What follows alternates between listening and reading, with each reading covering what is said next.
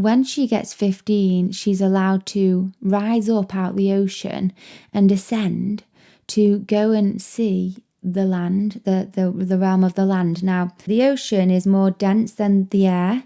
So the ocean is actually more of a heavier density realm than land. So the ocean is a lower plane of existence than up on the land. Now, mermaids, they're half fish and half humans.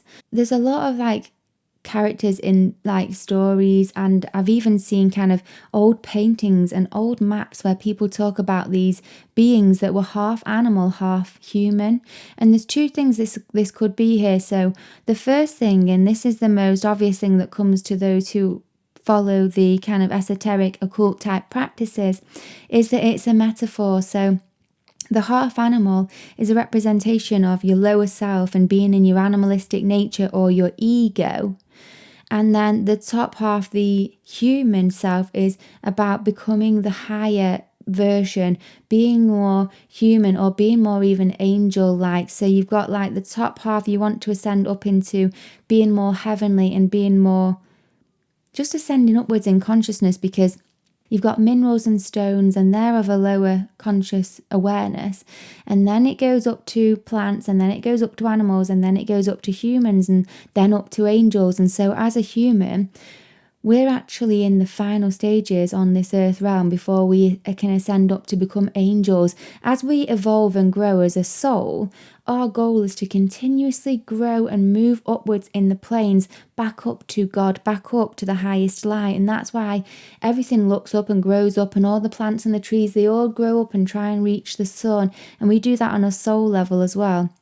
So we all want to become our highest and best selves. At least that's innate within us, is to always try and be better and do better and be good and do good. And that's the soul's journey, is to grow and improve.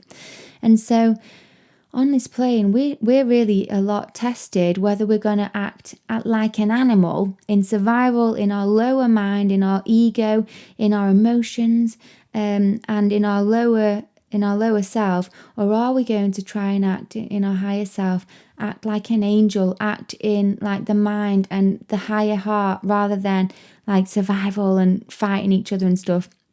Animals are beautiful. However, they are of a slightly lower conscious awareness than us. They're less evolved souls than us, and so they are beautiful, and they have the potential to become the highest and the best, most beautiful, soulful beings ever. But where they are right now, the fact that they are animals, they are still evolving and growing, and we're just a little bit ahead of them. It doesn't mean we're better than them, but we're just ahead of them in our journey. So you don't want to start going back on yourself and being in the ego and being in your animalistic self. You want to actually be progressing forward and starting to try and act like an angel would, and looking after and being of the light. Emotions are represented by water. So them living in the water, they're living in their emotions. And the animalistic self, the ego, that is your emotions. So the word ego is energy, go. And the word emotion is energy in motion, and they're the same thing. And so when we have our emotional attachments, when we act emotionally to things, we're living in our animalistic self and in our ego, because our emotions, some people think that they are they're meant to be our spiritual guidance system. They're not. So our spiritual guidance system is basically our higher self, our intuition, following our guidance that comes when we meditate and things like that. And that comes from our higher self and our higher planes, not from the lower planes.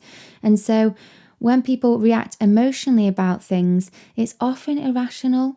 There's a really great book, it's called The Way of Emotion by Chris T. And it explains why humans react emotionally to things, but how we were never meant to react to the extent that we do now. So the way that we live now, it's like we live in fight or flight constantly, in a state of stress or anxiety all the time. And that's not how we were meant to be. And that's not true enlightenment. That's not how God made us. That's humanity's descended and fallen state. That's us in our ego. As an example, if you were with your partner and say a really good looking person walks into the room, your partner might just think, cool, like, new friend, let's get to know them. There's no negative emotions or negative reaction. You might have fear or anger or jealousy because they're really attractive, and you're scared that your partner's going to leave you or they're going to fancy that person. And so that person wasn't actually a threat. They weren't actually like, you're going to die and you need to try and survive, like you would react if a bear was chasing you. That's the reason we have this kind of adrenaline release, and you have like the physical effects of emotions, like when you have fear, it's like your eyes go sharper, you become more aware, and time, like, kind of everything moves a bit in slow motion because you're hyper aware, and that's so you can fight well in a fight or flight situation. Why would we react like that when a threat, a perceived threat walks in, which is just an attractive person? There's no need for our bodies to react like that. And when it does react like that, a load of chemicals are released. It's taxing, it's stressful to the body. It causes an absolute chemical cascade of stress, terror, stuff that just, it's like toxins to the body.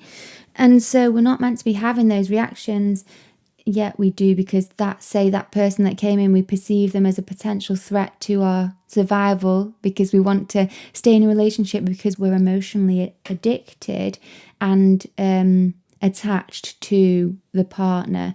So this is why our emotions, they can cause more damage than we're meant to, because they were never a threat. You never had to react that way. It might end up being that nothing ever happens. And even if they did, your partner did leave with that person, so what? Like, you have to love yourself. And so you have to get rid of your emotional attachments to people, places and things, because otherwise you suffer. So the book, The Way of Emotion, I don't want to get too much into this. There's so much to explain about this being in your emotions and how it's the ego, and I'll probably do another episode just completely on it. When you are living in the sea, you can't see past your emotion. So they can't see past their emotion, okay? And this is the same when you're living in emotion. You can't see past the fear, the jealousy, the anxiety. It makes you not even think clearly when you're acting in those situations, because the emotion takes over. And that's the same as being in the sea. You can't see clearly. You can't see past the emotion. And so them living in the sea, being half animal, half human, they haven't ascended into being fully in their highest state as a human or as like the angel yet. They're still half and half. They're still kind of got the animalistic self. They've still got the ego, and they're living in the emotion. And so she's living in the ocean, but she wants to rise up. She wants to ascend and taste and experience living in the higher mind and living in the heavenly planes, and ascending out of the emotion, ascending out of the ego. And the grandma says when she's 15, she'll be allowed the chance to rise up